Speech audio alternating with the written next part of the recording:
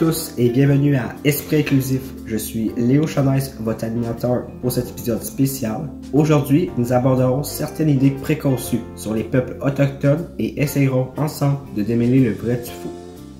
N'oubliez pas de partager cette discussion et d'écrire en commentaire votre point de vue, car ce dialogue ne se limite pas seulement à cet épisode. Ensemble, construisons une communauté où l'échange d'idées et de respect sont les piliers. Avant de plonger dans le vif du sujet, n'hésitez pas de vous abonner et de liker cette vidéo. Cela nous aide grandement. Merci encore pour votre soutien. Alors, sans plus attendre, voici Antoine Parent et Océane Breton, nos deux magnifiques invités. Comment ça va les gars? Très bien, merci pour l'invitation. Je suis ravi d'être ici pour discuter de ces sujets importants qui, à mon avis, sont un peu trop tabous. Parfait. Commençons par la première croyance que nous allons déconstruire aujourd'hui. Il est courant d'entendre dire que les peuples autochtones ne sont pas en harmonie entre eux. Antoine Parent, pourriez-vous nous donner votre avis sur cette idée? C'est totalement faux. Les Autochtones sont en fait comme nous, soit des humains respectables et des êtres bien attentionnés.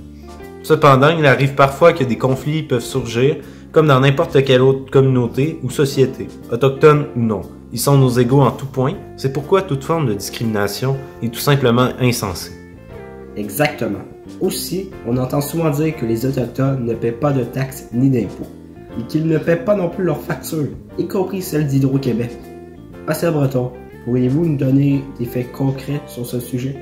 Eh bien, pour que cela soit vrai, l'Autochtone en question doit résider dans une réserve. Une réserve, c'est comme une sorte de prison. On peut y résider, sans payer de taxes, mais on n'a pas plus de droits pour autant. Pour résider dans ce lieu, on doit avoir son statut d'Indien.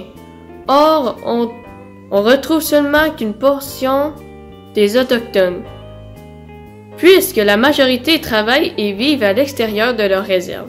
De plus, les Inuits ne sont même pas inclus dans cette loi. Ils doivent donc, comme nous, payer leurs taxes et impôts.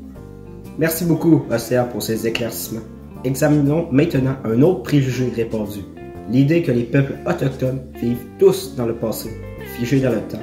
Monsieur Parent, qu'en pensez-vous? Les Autochtones ne sont pas du tout figés dans le passé, leurs vies actuelles ne sont pas en adéquation avec cette idée. Pourtant, il est vrai que plusieurs événements historiques tels que les pensionnats autochtones, la loi sur les Indiens, la crise d'Oka et la rafle des années 60 ont profondément bouleversé l'ensemble des communautés autochtones. De plus, la Commission de vérité et réconciliation du Canada a caractérisé certains de ces événements comme étant un génocide culturel, prouvant ici les effets négatifs de ces traumatismes. C'est donc principalement de la faute des non-autochtones s'ils se retrouvent figés dans le passé aujourd'hui. Absolument, Antoine. La reconnaissance des traumatismes vécus par les peuples autochtones est essentielle suite à ces événements. Continuons avec un autre préjugé tenace, soit la croyance répandue que tous les Autochtones soient alcooliques et sans domicile fixe.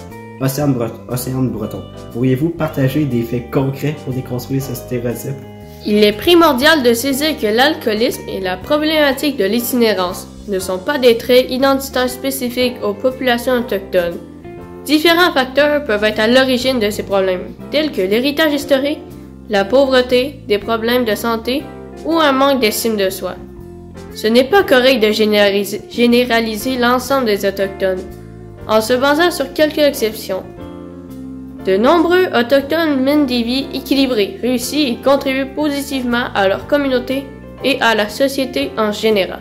Merci à vous deux, Antoine et Océane, pour ces éclaircissements précieux. En conclusion de cet épisode spécial d'Esprit Inclusif, rappelons l'importance de remettre en question et de déconstruire ces préjugés persistants sur les peuples autochtones. En faisant cela, nous contribuons à créer une société plus informée, respectueuse et inclusive.